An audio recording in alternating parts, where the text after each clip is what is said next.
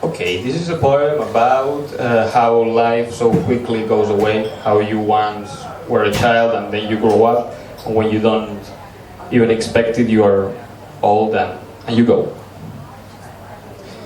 No volveré a ser joven. Que la vida iba en serio, uno lo empieza a comprender más tarde. Como todos los jóvenes, yo vine a llevarme la vida por delante. Dejar huella quería, y marcharme entre aplausos, envejecer, morir, eran tan solo las dimensiones del teatro. Pero ha pasado el tiempo, y la verdad desagradable asoma. Envejecer, morir, es el único argumento de la obra. And the last one, this is the ultimate trip is how you go. That's it, how you end your life. Y yo me iré, y se quedarán los pájaros cantando, y se quedará mi huerto con su verde árbol y con su pozo blanco.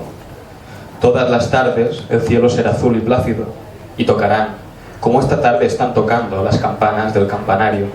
Se morirán aquellos que me amaron, y el pueblo se hará nuevo cada año.